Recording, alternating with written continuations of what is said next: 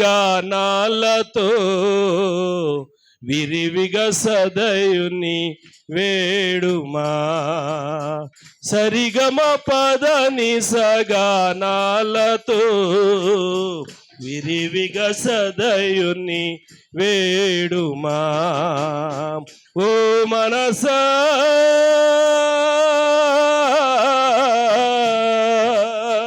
ఓ మనసా విరివిగా సదయుని వేడుమా. విరివిగా సదయుని వేడుమా. విరివిగా సదయుని వేడుమా. విరివిగా సదయుని వేడుమా.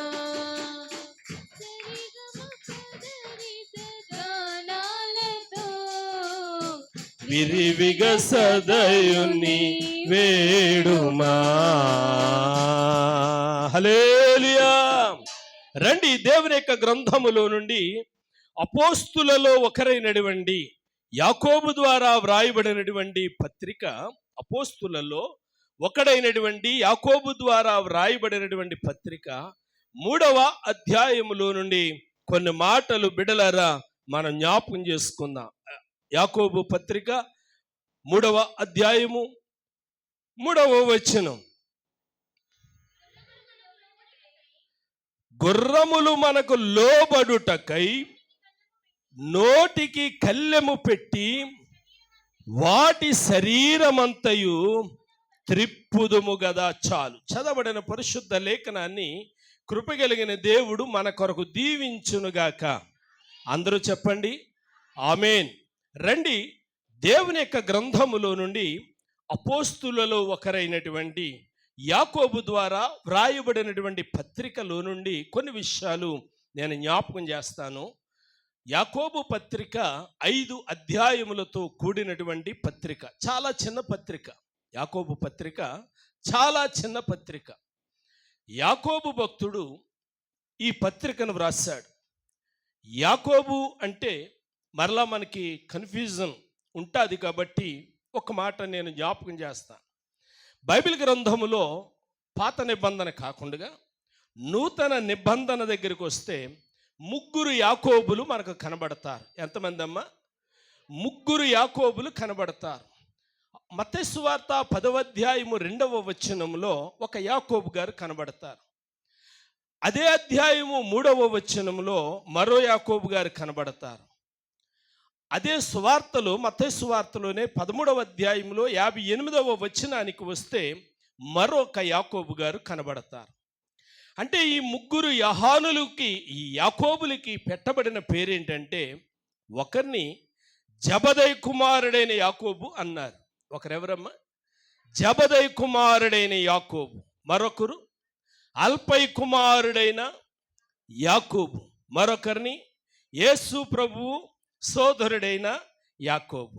ఇప్పుడు ఈ పత్రిక రాసింది ఎవరు అనంటే యేసు ప్రభు సోదరుడైనటువంటి యాకోబు గారు ఈ పత్రికను వ్రాసారు అన్న సంగతిని సంఘము గుర్తించాలి అని చెప్పి నేను ప్రేమతో మనవి చేస్తూ ఉన్నా. ఈ పత్రిక చిన్నదైనప్పటికీ చాలా అమూల్యమైనటువంటి పత్రిక. ఈ పత్రికలో ఉన్నటువంటి సారాంశం బైబిల్ పండితులు ఎలాగన్నారు, పాత నిబంధన గ్రంథంలో 3 పుస్తకాలు ప్రత్యేకమైనవి ఉన్నాయి. 1 పరమగీతం, 2 సామెతలు, 3 ప్రసంగి. ఈ 3 కూడా భక్తుడు జ్ఞానం అయినటువంటి సొలొమోను ద్వారా వ్రాయబడినటువంటి గ్రంథాలు. ఈ 3 గ్రంథాలు కూడా సొలొమోను గారి ద్వారా వ్రాయబడ్డాయి. ఈ 3 గ్రంథాలలో ఎంత జ్ఞానటువంటి సొలొమోను దాచిపెట్టాడో, యాకోబు పత్రికలో అంత జ్ఞానం పరిశుద్ధాత్మదేవుడు యాకోబు ద్వారా వ్రాచిపెట్టాడు. దేవునికి స్తోత్ర.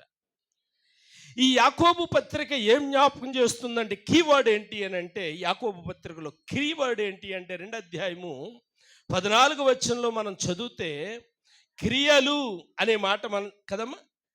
క్రియలు లేని విశ్వాసము మృతము, వ్యర్థం. అంటే బేసిక్ ఏంటి అని అంటే యాకోబు పత్రికకి క్రియలు ఉండాలి. నోటి మాట అంటే మా ఊర్లో అంటారు, చాలామంది మాటలు ఎలాగుంటాయి అని అంటే అరచేతిలో వేసి, అబ్బా ఎంత అద్భుతమైన మాట, మీ ఊర్లో కూడా అంటారన్నమాట. కాబట్టి ప్రియమైనటువంటి దేవుని బిడ్డలారా, నోటి మాట ఒకటి, క్రియలు మరొకటి కాదు. నోటి మాట ఏదైతే ఉందో క్రియలు కూడా అదే ఉండాలి. బహిరంగ జీవితం ఏదైతే ఉందో అంతరంగ జీవితం కూడా అదే ఉండాలి. ప్రియులారా, భర్తకి భార్య దగ్గర తెరచిన పుస్తకములాగా జీవితం కనబడాలి. భార్యకి కూడా భర్త దగ్గర తెరచిన పుస్తకములాగా జీవితం కనబడాలి. స్నేహితుడికి మధ్య, సోదరులకి మధ్య, బిడ్డలకి తల్లిదండ్రులకి మధ్య, తల్లిదండ్రులకి బిడ్డలకి మధ్య, సంఘానికి సేవకుని మధ్య తెరవబడిన పుస్తకములాగా ఉండాలి. అంటే క్రియలు కలిగినటువంటి సంఘం అయి ఉండాలి, క్రియలు కలిగిన సేవకుడై ఉండాలి, క్రియలు కలిగిన విశ్వాసులై ఉండాలి. దేవునికి స్తోత్రం కలిగిన గాక. యాకోబు భక్తుడు అంటాడు, క్రియలు లేని విశ్వాసము చచ్చిపోయిన వానితో సమానం. అందుకే కాబోలు అపోస్తులుడైనటువంటి పౌలు అన్నాడు ఎఫెసీయులకు రాసినటువంటి 2వ పత్రికలో, ఆ క్రియలను ఉద్దేశించి మాట్లాడుతూ, మనందరము కూడా శారీరకంగా బ్రతుకున్నాం కానీ ఆత్మీయంగా ఏమైపోయాము, చచ్చిన వారమై ఉన్నాం. అందుకే ప్రకటన గ్రంథంలో కూడా పరిశుద్ధాత్మ దేవుడు అన్నాడు, జీవించుచున్నావన్నా పేరైతే ఉన్నది కానీ నీవు మృతుడవే అన్న సంగతిని దేవుని యొక్క లేఖనం జ్ఞాపకం చేస్తూ ఉంది. కాబట్టి ఈ యాకోబు పత్రికలో నుండి ప్రియులారా ఒక 10 విషయాలు నేను మీ మధ్యకి జ్ఞాపకం చేసి, ఒక్క విషయాన్ని నేను మీకు విశదీకరించి, నా వర్తమానాన్ని కరెంట్ వచ్చింది కాబట్టి పొడిగించడానికి నేను ఇష్టపడుతూ ఉన్నాను. దేవునికి స్తోత్రం కలిగిన గాక. హల్లెలూయా. యాకోబు పత్రిక యొక్క సారాంశాన్ని నేను 10 మాటల్లో జ్ఞాపకం చేస్తాను. 5 అధ్యాయాలలో ఉన్నటువంటి సారాంశము అధ్యాయానికి వచ్చి 2 మాటలు చొప్పున, అధ్యాయానికి వచ్చి 2 మాటలు చొప్పున, అంటే 5 అధ్యాయాలు 10 మాటలు నేను ఊరికే జ్ఞాపకం చేసి, ఈ 10 మాటలలో నుండి ఒక్క మాటను మీ దృష్టికి నేను తీసుకుని వచ్చి వర్తమానాన్ని ముగించడానికి నేను ప్రయత్నం చేస్తాను. రండి బిడ్డలారా, మొదటి అధ్యాయాన్ని గనక మనం చూస్తే, మొదటి అధ్యాయము 1 నుండి 20 వచనాలు మనం చదివితే, అపోస్తులుడైనటువంటి యోహాను సంఘానికి ఇచ్చే సూచన ఏంటంటే చాలా కుటుంబాలలో బాధలు, శ్రమలు, ఇరుకులు, ఇబ్బందులు వస్తూ ఉంటే కృంగిపోతూ ఉంటారు. నాకే రావాలి అంటే పక్కోడికి వస్తే బాగుంటుంది అన్నమాట. అంటే పక్కోడికి వస్తే బాగుంటుంది అన్నమాట. ప్రియులారా, నాకే రావాలా అన్నట్టుగా కృంగిపోతూ ఉంటారు. అటువంటి పరిస్థితుల్లో 1 నుండి 20 వచనాలు చదివితే మొదటి మాట ఏమంటున్నాడో తెలుసా? బాధలనేవి దేవుని దగ్గరికి రావడానికి నిన్ను పరిపూర్ణని చేస్తుంది అన్న సత్యం జ్ఞాపకం చేస్తుంది. అంటే బాధలనేవి మనుష్యులో పరిపూర్ణత కలిగిస్తాయి అన్న సంగతిని 1 నుంచి 20 వచనాల్లో యాకోబు భక్తుడు జ్ఞాపకం చేస్తున్నాడు. ఇక రెండవదిగా మనము ఆలోచన చేస్తే మొదటి అధ్యాయములో 17 నుండి 25 వచనం వరకు చదివితే వాక్య పఠనం. ఇందాక చింతల్లి వర్తమానం ఇస్తూ, పెద్దల్లి వర్తమానం ఇస్తూ, ఎంతమంది వాక్యం చదువుతున్నారు? ఎందుకు చదవాలి? వాక్యం ఎందుకు చదవాలి? ఎన్నో న్యూస్ పేపర్లు ఉన్నాయి కదా, పత్రికలు ఉన్నాయి కదా, టీవీ వార్తలు ఉన్నాయి కదా, అవన్నీ చూసి సంతోషించవచ్చు కదా. బైబిల్ ఎందుకు చదవాలి? వాక్యాన్ని ఎందుకు చదవాలంటే, మొదటి అధ్యాయం 17 నుండి 25వ వచనం వరకు ఏమన్నాడు అనంటే, వాక్య పఠనము మనిషికి పరిపూర్ణత వైపు నడిపిస్తూ ఉంది. అబ్బా, ఎంత అద్భుతమైనటువంటి మాట చూడండి బిడ్డలారా. కాబట్టి మొదటి మాట ఏంటో చెప్పండి? బాధలనేవి మనిషిలో పరిపూర్ణతను కలుగజేస్తాయి. రెండో మాట, వాక్య పఠనము మనిషికి పరిపూర్ణత కలుగజేస్తాయి. మూడో మాట దగ్గరకు వద్దాం. 2 అధ్యాయము 1 నుంచి 13 వచనాలు మనం చదివితే, మూడో మాట ఏంటంటే యథార్థత. మూడో మాటలో ఏమంటున్నాడంటే యథార్థత మనిషికి పరిపూర్ణత కలుగజేస్తాయి. పరిపూర్ణత అంటే టీవీలో యాడ్ ఇస్తూ ఉంటాడు, కంప్లీట్ మ్యాన్ అంటాడు. ఎవరు కంప్లీట్ మ్యాన్ అని కనుక ఆలోచన టీవీ యాడ్లో ఎలా ఉంటుంది, కంప్లీట్ మ్యాన్ వస్త్రాల కంపెనీల గురించి ఇస్తూ చాలా కంపెనీలు రాస్తూ ఉంటాడు. చాలా కంపెనీలు రాస్తూ షూటింగ్ గురించి రాస్తూ అంటాడు. ప్రియులారా, ప్రతి కంపెనీ యాడ్ వస్తూ ఉన్నప్పుడు ఇంటూ కొడుతూ ఉంటాడు. కంప్లీట్ మ్యాన్ కాదు అంటాడు. మరి ఇంకెక్కడ కంప్లీట్ మ్యాన్ అవుతుంది అంటే కిందకు వచ్చేసరికి రేమండ్ అనే పేరు వస్తుంది. ఎప్పుడైతే రేమండ్ అనే పేరు వచ్చిందో అక్కడ రైట్ కొడతాడు. అంటే ప్రియులారా, ఒక పురుషుడు కంప్లీట్ మ్యాన్ పరిపూర్ణమైన వ్యక్తిగా కనిపించాలి అని అంటే పరిపూర్ణమైనటువంటి బాహ్య సంబంధమైనటువంటి ప్రియులారా అందగాడిగా కనిపించాలంటే వాళ్ళు లోకం ఏమంటుందంటే రేమండ్ కంపెనీకి సంబంధించిన వస్త్రాలు ధరించాలి అంటా ఉంది. అయితే ఇక్కడ దేవుని యొక్క లేఖనం ఏమి జ్ఞాపకం చేస్తుంది అని అంటే నిన్ను పరిపూర్ణతలోనికి ఏమి నడిపిస్తుందంటే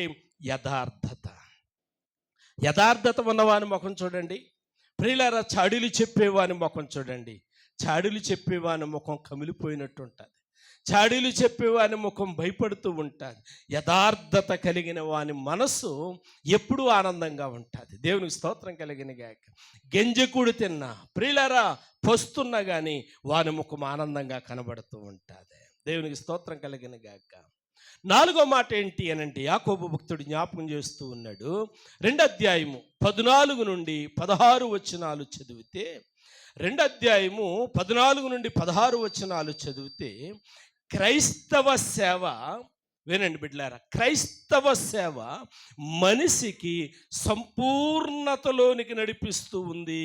క్రైస్తవ సేవ అంటే క్రైస్తవ సేవ అని ఎందుకు అన్నాడు యాకోబు భక్తుడు అంటే ప్రియులారా, లోకం అంటది మానవ సేవే మాధవ సేవ అన్నారు. కానీ బైబిల్ గ్రంథం జ్ఞాపకం చేస్తుంది క్రైస్తవ సేవ. పోయిన వారం ప్రియులారా సంఘమంతా కలిసి చేసినటువంటి సేవ ఏది? సుజిత్ కొరకు చేసినటువంటి సేవ మనిషిని పరిపూర్ణత వైపు. అంటే ప్రియులారా, ఒక వ్యక్తి బాధలో ఉన్నప్పుడు నేను చేసిన సాయం 10 రూపాయలే కావచ్చు, అది నా ఆత్మ తృప్తినిస్తుంది. దేవునికి స్తోత్ర. నా ద్వారా ఆ బిడ్డ కొంత ఆదరించబడ్డాడు, ఆ బిడ్డ కొంత క్షేమాభివృద్ధి పొందగలుగుతాడు, ఒక ట్యాబ్లెట్ తెచ్చుకోగలుగుతాడు. నేను చేసిన సాయం గొప్పది అన్నటువంటి ఫీలింగ్ ఆ 10 రూపాయలే కావచ్చు, కానీ నాకు అనిపిస్తూ ఉంటుంది. దేవునికి స్తోత్ర. కాబట్టి క్రైస్తవ సేవ అనగా ప్రియులారా మానవ సేవ. అది నిన్ను ఏం చేస్తుందట? పరిపూర్ణతలోనికి నడిపిస్తూ ఉంది. ఐదవ మాట కనుక మనం ఆలోచన చేస్తే 3వ అధ్యాయము 5వ మాట, 3వ అధ్యాయము 1 నుంచి 18 వచనాలు. 5వ మాట 3వ అధ్యాయంలో 1 నుంచి 18 వచనాలు చదివితే ప్రియులారా పరిపూర్ణత దేని వల్ల దొరుకుతుంది అంటే యాకోబు భక్తుడు ఇలాగంటాడు, సరి అయిన సంభాషణ. అబ్బా, అంటే మన మాటలు ఎలాగుండాలి అంటే ఉప్పు వేసినట్లుగా ఉండాలి. మన మాటలు ఎలాగుండాలమ్మా?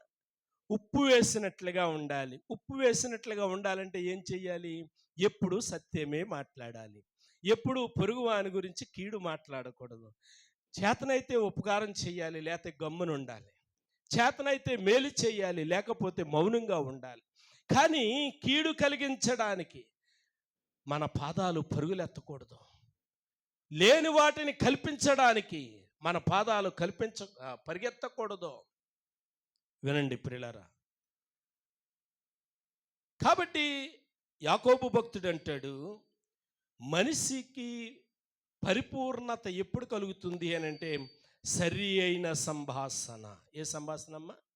సరి అయిన సంభాషణ ఉండాలి. అంటే నీ నోటి మాట రుచికరమైనదిగా ఉండాలి. ఎలా ఉండాలమ్మా? రుచికరమైనదిగా ఉండాలి. ఎరా అన్నదానికి ఏమండి అన్నదానికి తేడా ఉంది కదా, ఏమండి? కాబట్టి ప్రియమైనటువంటి దేవుని బిడ్డలారా, ఎరా అనేదానికి మనము ప్రయాసపడవలసిన అవసరం లేదు. ఏమండి అనడానికి కష్టపడవలసిన అవకాశం కూడా లేదు. ఆ 2 మాటలు నోట్లో నుండే వస్తూ ఉన్నాయి. కానీ ఆ రెండు మాటలు కూడా చాలా ఈజీగా పలికేస్తాము, కానీ ఒకదాని పర్యవసానం ఎక్కడికో వెళ్ళిపోతూ ఉంది, ఒకదాని పర్యవసానం నిన్ను అతని వైపు ఆకర్షిస్తూ ఉంది. కాబట్టి యాకోబు భక్తుడు అంటాడు, మనం ఎలాగుండాలి అని అంటే సరి అయిన సంభాషణ కలిగిన వారముగా ఉండాలి. 6వ మాట 4వ అధ్యాయము 1 నుంచి 17 వచనాలు. 6వ మాట 4వ అధ్యాయము 1 నుంచి 17 వచనాలు చదివితే, దేవునికి లోబడము ద్వారా మనిషికి పరిపూర్ణత కలుగుతుంది అండి. మనిషిని పరిపూర్ణని చేస్తుంది. అంటే ప్రియులారా, దేవునికి లోబడుటలో ఉన్నటువంటి ఆనందం.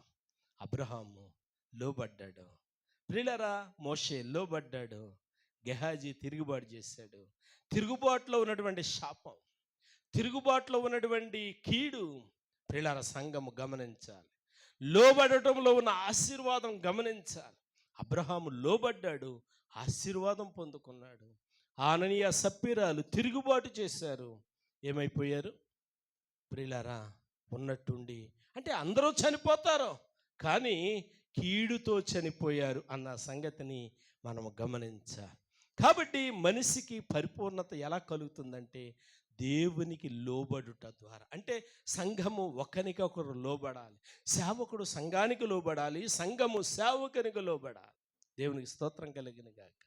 ప్రియులారా, లోబడటంలో ఆశీర్వాదము అన్న సంగతిని మనం చూస్తూ ఉన్నాం. ఏడవదిగా చూస్తే 5వ అధ్యాయము 1 నుండి 6 వచనాలు. 5వ అధ్యాయము 1 నుండి 6 వచనాలు మనం చూస్తే, ఏడవదిగా త్యాగము మనిషిని పరిపూర్ణునిగా చేస్తూ ఉంది. ఏటమ్మా? త్యాగము. త్యాగం అనే మాటకు అర్థం ఏంటంటే సేవ. అది ఏ సేవ అని గనక ఆలోచన చేస్తే, మానవ సేవ నిన్ను పరిపూర్ణంగా చేస్తుంది, దేవుని సేవ కూడా నిన్ను పరిపూర్ణనిగా చేస్తాం. ఎవరైనా ఒక వ్యక్తి ఆపదలో ఉన్నప్పుడు ప్రియులారా నువ్వు సహాయం చేసావు అనుకో ప్రియులారా, అది నీకు తృప్తి కలుగుతూ ఉంది. నా జీవితంలో ప్రియులారా కొన్ని సంఘటనలు ఉన్నాయి. ఓ రోజు ఆదివారం ఆరాధనకు వస్తున్నాను. నేను ఇంకొక పాస్టర్ గారిని తీసుకుని ఆరాధనకు వస్తున్నాను. సక్కనటిపల్లిలోనే వస్తూ ఉండగా నా ఎదురుగుండగా ఒక వ్యక్తి ఒక ముసలాతను కొట్టేసి వెళ్ళిపోయాడు. అతడు పడిపోతే నేను నాతో ఉన్నటువంటి పాస్టర్ కలిసి ఏం చేశామంటే, ఆ సమయంలో అతన్ని పట్టుకుని తీసుకొని అక్కడే ఉన్నటువంటి ఆసుపత్రికి తీసుకెళ్ళి జాయిన్ చేసి మేము ఆరాధనకు వచ్చేసేసరికి ఆ తర్వాత అతను ఆసుపత్రిలో కోలుకున్నాడు. ఈలోగడ చాలామంది మా ఇంటికి వెళ్ళిపోయారు, ఇంటిని చుట్టుముట్టేశారు.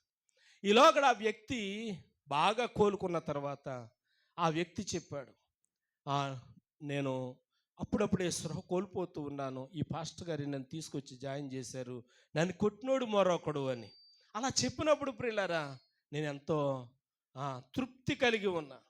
మల్కీపురంలో హోసన్న మీటింగ్స్ జరుగుతున్నాయి, ఏసన్న గారి మీటింగ్స్.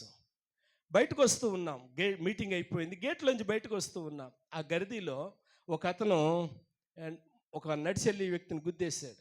అతను ముందుకు పడిపోయాడు, ముక్కంట రక్తం కారిపోతుంది. కేసునపల్లి మా బావగారు అని చెప్పి సత్యనారాయణ గారు ఇక్కడికి వస్తూ ఉంటారు, ఆయన నేను ఉన్నాం. ఇద్దరం కలిసి ఆ గుద్దిన అతను ఆఫ్ చేస్తే అన్నాడు, నాకు సంబంధం లేదు అన్నాడు.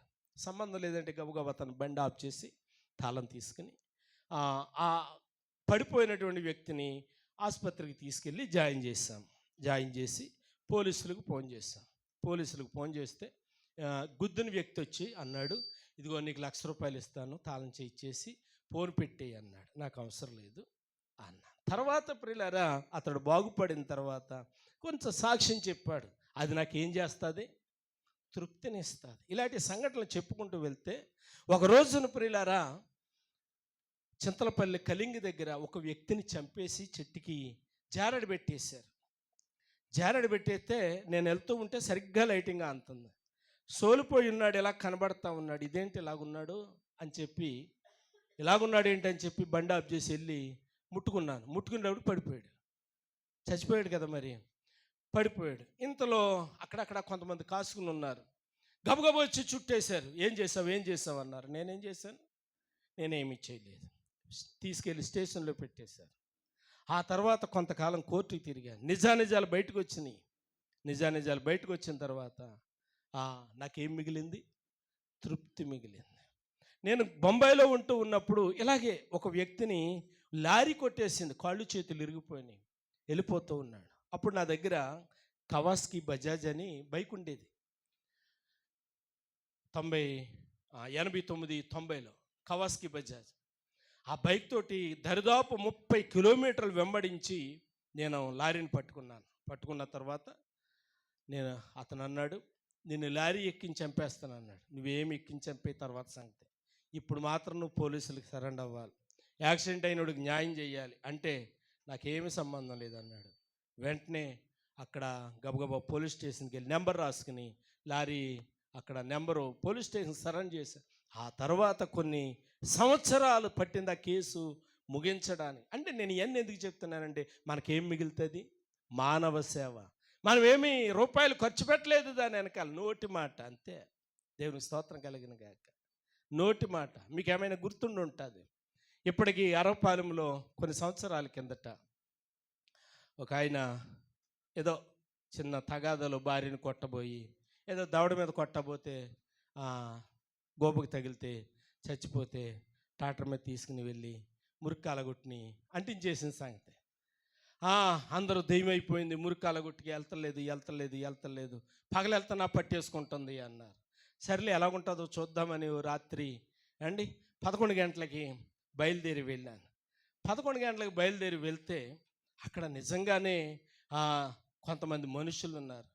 ఎందుకు మనుషులు ఉన్నారు అని అంటే ఆ మురికాలు ఆఖరి అయిపోయిన తర్వాత ఒక పాక ఉంటుంది. ఆ పాక దగ్గర కొంతమంది ఉన్నారు.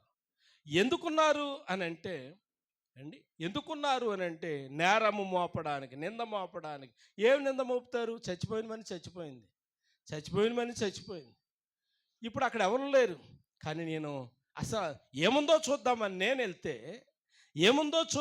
నేను వెళ్తే నేనేం చేశాను? ఆ చచ్చిపోయిన కాడ అంటించిన ప్లేస్ ఉంటుంది కదా, అక్కడ కళ్ళం ఉంటుంది కదా, అక్కడ కాసేపు ఆగి అసలు ఏంటి, ఎలా ఉంటుంది ఏంటి అని చెప్పి చూడడానికి ప్రయత్నం చేశాను. వాళ్ళు నన్ను గమనిస్తూ ఉన్నారు. నేను ఎదరికి వెళ్ళిన తర్వాత ఆఫ్ చేశారు. నువ్వు ఇక్కడ ఎందుకు ఆగావు? చంపునోడు నువ్వా? కాల్చినోడు నువ్వా? లేకపోతే నీకు సంబంధం ఏంటి ఈ స్థలానికి నీకును? అంటే ప్రియులారా, కొన్ని పర్యాయాలు ఇబ్బంది అనిపిస్తూ ఉంటుంది. కానీ ఆ తర్వాత మనకేమనిపిస్తూ ఉంటుంది? మానవ సేవ, త్యాగం మనకెందుకులే అనుకుంటే ప్రియులారా ఏమీ చేయలేం. మనకెందుకులే అనుకుంటే ఏమీ సాధించలేం. కాబట్టి ప్రియమైనటువంటి దేవుని బిడ్డలారా, 7వదిగా త్యాగము అనేది మనిషికి పరిపూర్ణత కలిగజేస్తూ ఉంది. 8వదిగా చూస్తే 5వ అధ్యాయము 1 నుంచి 4 వచనాలు. 8వది 5వ అధ్యాయము 1 నుండి 4 వచనాలు. నిలకడైన స్వభావము. ఏ స్వభావం చింతల్లి? నిలకడైన స్వభావం. అంటే చాలామంది నిలకడలేని వారుగా ఉంటూ ఉంటారు. భార్యకు భర్త, భర్తకు భార్య, బిడ్డలకి తల్లిదండ్రులు, తల్లిదండ్రులకి పిల్లలు. నిలకడలేమి అనేది చాలా సమస్యలు తీసుకొని వస్తూ ఉంటుంది. నిలకడ చాలా అవసరం. నిలకడకి పర్యవసానం మరో వచనం ఏంటంటే ప్రియులారా, సహనం ఉండాలి. భార్య దగ్గర భర్తకి, భర్త దగ్గర భార్యకి సహనం ఉండాలి. కిరణ్ బాబు వింటున్నావా? పెళ్ళంటే ఆ సమస్య కాదు సుమా. రాత్రి ఒక ఆయన చెప్తున్నాడు, వైజాగ్ నుండి స్టీవెన్ గారని ఆయన చెప్తా ఉన్నారు. నాయనా కిరణ్ బాబా అని చెప్పి నీవు కాదులే అంటే అక్కడో పేరు అదే పేరు ఆయన అంటా ఉన్నాడు. ఈమెతోటి ఎలా పడతావో ఏంటో అంటున్నాడు. ఏంటి వింటా ఉన్నాను నేను. ఆయన అంటా ఉన్నాడు, స్త్రీ గురించి నీకు ఎంత తెలుసో తెలియదు కానీ ఆయన అంటున్నాడు, నేను కాదు బాబాయ్, ఆయన అంటున్నాడు, కిరణ్ బాబు ఆ స్త్రీ గురించి నీకెంత తెలుసు కానీ ఆమె చెయ్యాలి అనుకుంటే అరగంటలో చేసేద్దంటండి. అమ్మ లక్ష్మి గారు ఏంటి చెయ్యాలి అనుకుంటే అరగంటలో చేస్తానంట. మంచం ఎక్కారు అని అంటే ప్రియులారా, కడుపు ఎలా కట్టుకుంటారో తెలియదు. 3 రోజులైనా వారం రోజులైనా సరే ప్రియమైనటువంటి దేవుని బిడ్డలారా, బిగించినటువంటి ఏంటది బిగించిన ఆయన అంటున్నాడు మూతు లూజ్ అవదంట. దేవునికి మహిమ కలుగునుగాక. కాబట్టి ప్రియమైనటువంటి దేవుని బిడ్డలారా, నిలకడ మనిషిని పరిపూర్ణని చేస్తూ ఉంది. తొమ్మిదవ విషయం ఏంటంటే, తొమ్మిదవ విషయం విజ్ఞాపన మనిషిని పరిపూర్ణత వైపు నడిపిస్తుంది. విజ్ఞాపన అనగా ప్రార్థన, ధూపం, కన్నీటితో కూడినటువంటి ప్రార్థన. విజ్ఞాపన నిన్నేం చేస్తుంది అని అంటే, నీ మనసు ఉల్లాసంగా ఉంచుతుంది, తేలిగ్గా ఉంచుతుంది. నువ్వు చేసే ఆ విజ్ఞాపన ఏదైతే ఉందో నీ మనసు తేలికైపోతూ ఉంటుంది. నీ బిడ్డల కోసం నువ్వు కాసేపు ఏడ్చావనుకో, నీ కుటుంబం కోసం నువ్వు కాసేపు ఏడ్చావనుకో, నీ మనసు తేలికవుతూ ఉంటుంది. దేవుని స్తోత్ర. ఇంకా ఆఖరిగా 10వ మాట ఏంటి అని అంటే, 10వ మాట ఏమిటి అని అంటే, 5వ అధ్యాయంలో ప్రియులారా మనం చదువుతూ ఉన్నాము, ఆత్మల సంపాదన. ఏంటి ఆఖరిగా ఏంటంట? ఆత్మల సంపాదన. అంటే ఆయన అన్నాడు, సర్వలోకమునకు వెళ్ళండి, సర్వ సృష్టికి సువార్తను ప్రకటి. ఇదేదో పాస్టర్ గారి బాధ్యత అని మీరు అనుకోకండి, ఇది నా బాధ్యత. దేవునికి స్తోత్ర. ఇది నా బాధ్యత. నేను ఒక వ్యక్తికి సువార్త చెప్పగలిగితే ప్రియులారా అది సంతోషం, దేవుడు ఆనందిస్తాడు అన్న సంగతి ప్రియులారా మన అంతరంగంలో ఏం కలుగజేస్తుందంటే పరిపూర్ణత కలుగజేస్తూ ఉంది. దేవునికి స్తోత్ర. అయితే ఈ 10 వచనాలలో నుండి, 10 మాటల్లో నుండి ఒక్క మాట, 5వ మాట నేను జ్ఞాపకం చేస్తాను. చెప్తారా? ఎదరోళ్ళు కాకుండా 5వ మాట ఏంటో చెప్తారా? 5వ మాట సరి అయిన సంభాషణ. ఎవరు చెప్పారు? దేవునికి మహిమ కలుగును గాక. సరి అయిన సంభాషణ. సరి అయిన సంభాషణ ఉండాలంటే ఏం బాగుండాలి అమ్మ? నాలుక బాగుండాలి. అంటే ఇంక్లూడ్ నోరు బాగుండాలి. దేవునికి స్తోత్రం. మరి నోరు బాగుండాలి అని అంటే అమ్మ దీపిక, నువ్వే పేస్ట్ వాడుతున్నావు అమ్మ? కోల్గేట్. పెద్దల్లి ఏం వాడుతుంది? కోల్గేట్. మరి ఏ పేస్ట్ వాడితే బాగుంటుంది నోరు అని కనుక ఆలోచన చేస్తే ప్రియులారా, ఇప్పుడంటే పేస్టులు, పౌడర్లు వాడుతున్నారు, కానీ మేము పొయ్యిలో ఉన్న బూడిదని తీసుకుని తోముకునేవాళ్ళం. నాన్నగారు, సాదేవుడు గారు, పొయ్యిలో ఉన్నటువంటి అమ్మ పిడకలతో పాలు కాస్తే బొవ్వ వండితే ఆ పిడకల బూడిది తీసుకుని, కచ్చికలు అనేవాళ్ళు. మరి మీ ఇక్కడ ఏమంటారు నాన్నగారు? ఏమంటారు? కచ్చికలేనా? ఆ కచ్చికల బూడిది తీసుకుని ఏమండి పళ్ళు తోముకున్నటువంటి అనుభవం మాది అండి. అంతే, ఇంకేముంది? అక్కడ ఒక కొబ్బరాకు దగ్గరికి వెళ్ళి కొంచెం వేనపులు తీసుకుని, మరి ఇప్పుడు మీకైతే ఓ బ్రష్, ఓ పేస్టు, ఓ ట్రంక్లరు, ఎన్ని సౌకర్యాలు. దేవునికి స్తోత్రం కలిగినగా అమ్మ, ఎన్ని సౌకర్యాలు. కాబట్టి ప్రియమైనటువంటి దేవుని బిడ్డలారా, ఇవన్నీ కూడా లోక సంబంధమైనవి. కానీ అపోస్తులుడైనటువంటి యోహాను వీటి గురించి మాట్లాడట్లేదు. అపోస్తులుడి యోహాను దీని గురించి మాట్లాడట్లేదు. నీవు బాగుండాలి అని అంటే, నీ ఇల్లు బాగుండాలి అంటే, నీ సంఘం బాగుండాలి అని అంటే, నువ్వు ఉన్నటువంటి పరిసర ప్రాంతం బాగుండాలి అని కనుక ఆలోచన చేస్తే ఐదో మాటలు మనం చూస్తూ ఉన్నాము, సరి అయిన సంభాషణ. ఏ సంభాషణమ్మా? సరి అయిన సంభాషణ. నీ భర్త నీ పక్కనే ఉన్నాడు, ఏమండి అని అన్నావు అనుకోండి, ఎంత ముద్దుగా ఉంటుంది. అంతే కదమ్మా? ఓయ్, ఎన్నిసార్లు కేకేశాను, వినపడతలేదా నీకు? మునిగిపోయావా? మునిగిపోయావా? అంటే మునిగిపోవాలని కోరుకుంటున్నారా ఏంటి? గమనించండి ప్రియమైనటువంటి దేవుని బిడ్డలారా. ఏం చేస్తూ ఉంటుంది? నీ యజమానికి కొంచెం ఆవేశం కలిగజేస్తుంది అన్నమాట. పక్కనే ఉన్నాను కదా, నువ్వు పిలిచినప్పుడు నాకు వినపడలేదనుకో, రెండోసారి పిలవచ్చు కదా అని అంటాం. ప్రియులారా, మాట ఏమైపోతుంది? పెరిగిపోతుంది. అదే చక్కగా నీ పక్కనే ఉన్నాడు కాబట్టి ఏమండి అని అన్నారనుకోండి. ఇక్కడ నేను ఎరిగినటువంటి మీ ప్రాంతంలోనే నేను ఎరిగినటువంటి ఒక కుటుంబం ఉంది. పాస్టర్ గారైనా ఆ పాస్టర్ గారు ఇలా కేకేస్తారు, ఓయ్ అని చెప్పి పేరెట్టి పిలుస్తారు. నాకైతే బాధ అనిపిస్తుంది. గమనించండి ప్రియమైనటువంటిది. ఓయ్ అనే పదం ప్రియులారా, బొంబాయిలో ఓ వ్యక్తి కేసేసాడు.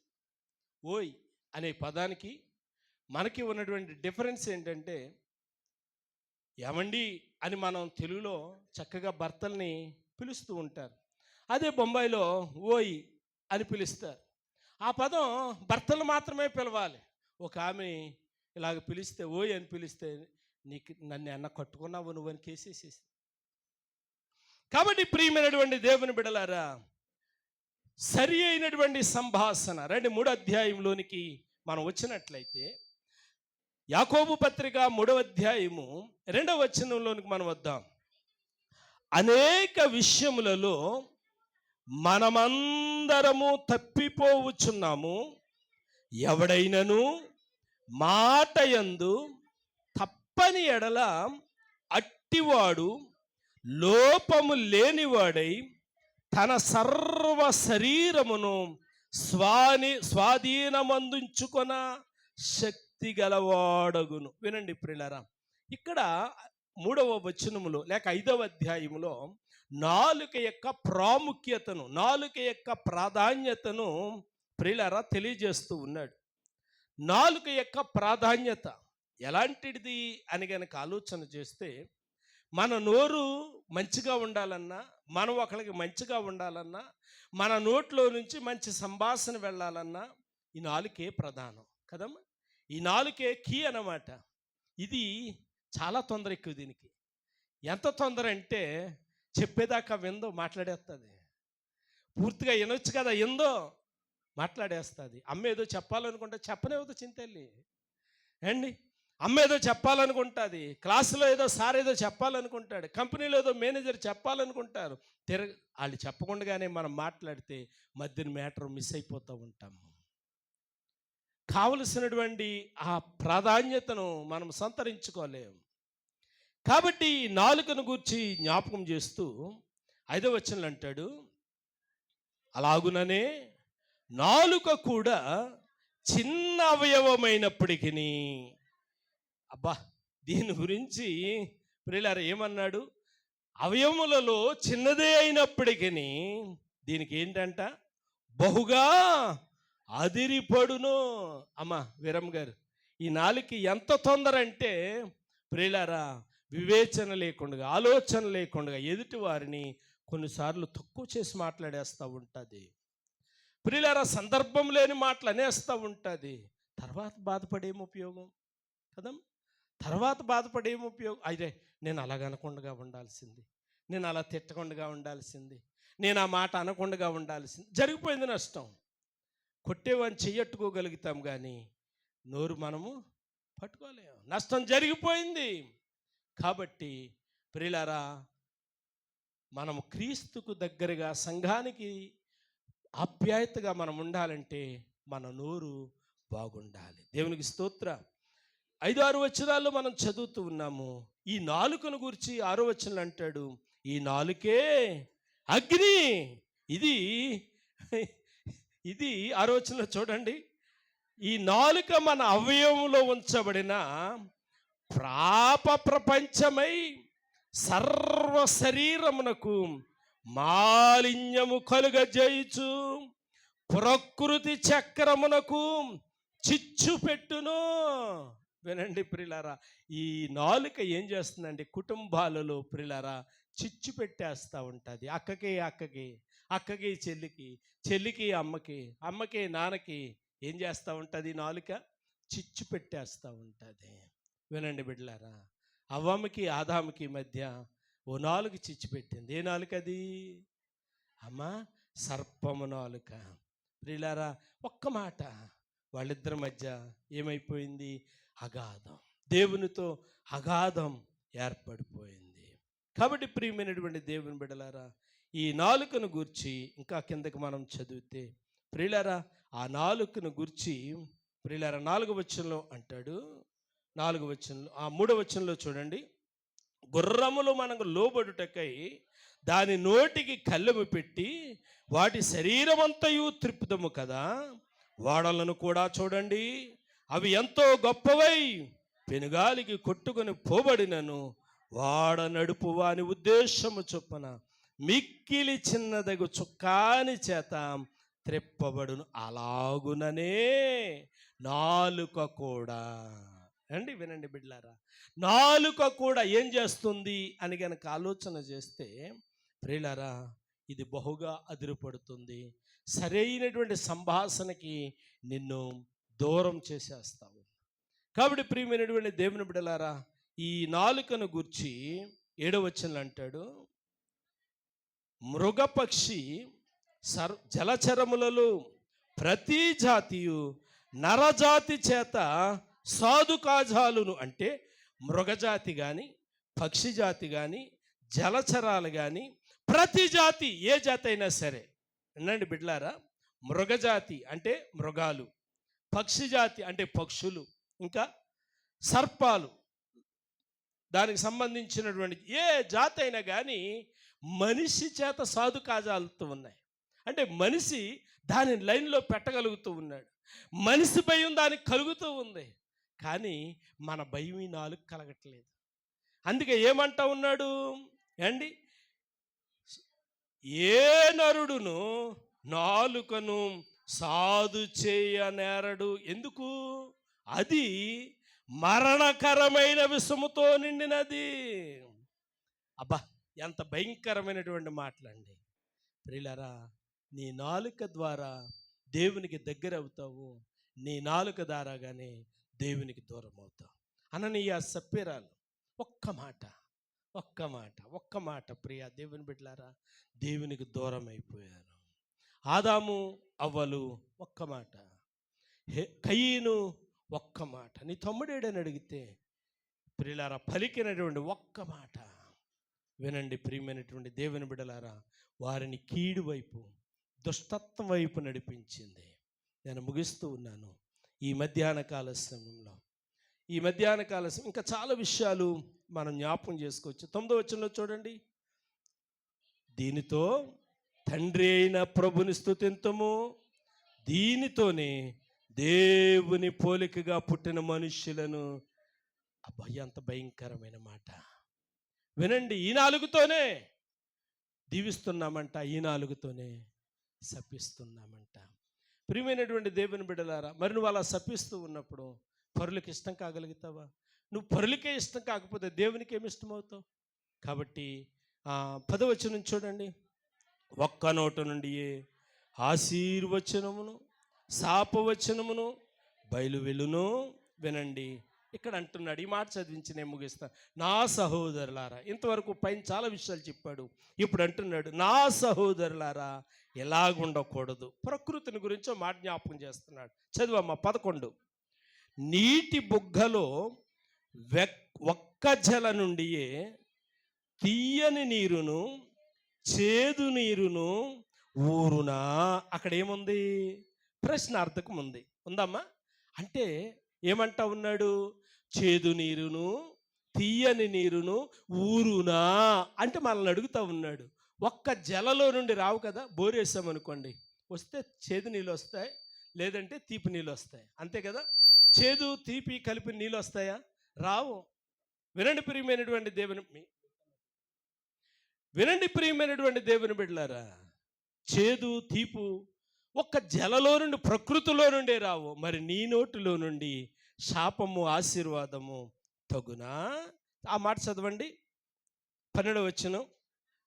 నా సహోదరులారా, అంజూరపు చెట్టున ఒలీవ పండ్లైనను ద్రాక్ష తీగెను అంజూరపు పండ్లైనను కాయినా, అటువలనే ఉప్పు నీళ్లలో నుండి తీయని నీళ్లను ఓరవు. అంటే నేను ముగిస్తూ ఉన్నాను, సమయం అయిపోతుంది కాబట్టి చెప్పాలనుకున్న మాట ఏంటంటే, మరి నీవు దేవుని బిడ్డవు, దేవుని చేత అభిషేకించబడిన వాడవు, దేవుని చేత దీవించబడిన వాడవు, వారు మనసు పొందావు, పాప క్షమాపణ పొందావు, పశ్చాత్తాపం పొందావు.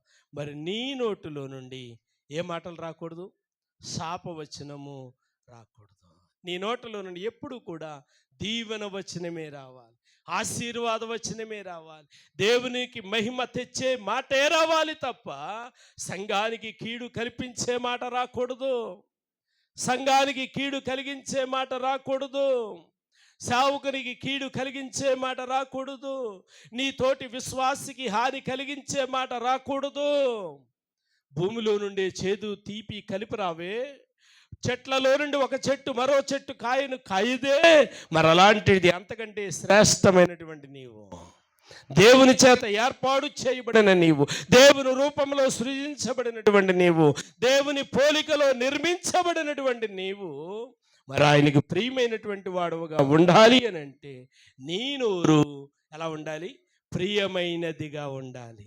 గుర్రపు నోటిలో కళ్ళెము పెట్టినప్పుడు చిన్న ఇనప ముక్క దాని నాలుకగా అడ్డంగా పెట్టినప్పుడు ఈ ఇనప ముక్కకి ఈ పక్కనో తాడు ఈ పక్కనో తాడు వేసి ప్రియులారా ఆ తాడు లాగినప్పుడు అది ఈ పక్కకి ఈ తాడు లాగినప్పుడు ఈ పక్కకి అది తిరుగుతూ ఉంది. అంటే చిన్న ఇనప ముక్క గుర్రాన్ని సాధు చేయగలుగుతుంది.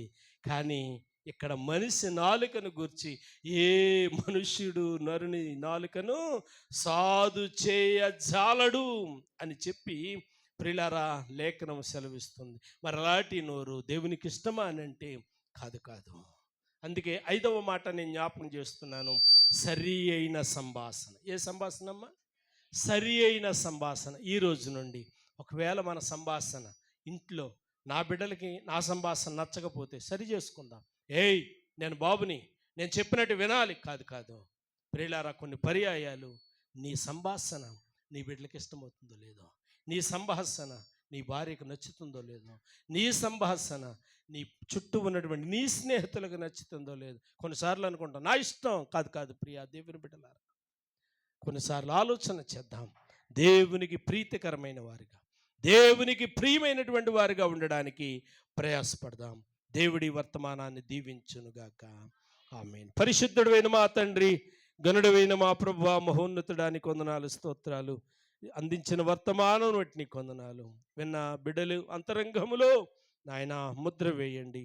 అట్టి రీతిగా బిడ్డలు జీవించడానికి కృపచ్చే యేసు నామమున స్తుతించి ప్రార్థించి అడిగి వేడుకొనుచున్నాను తండ్రి. ఆమేన్. ఆమేన్.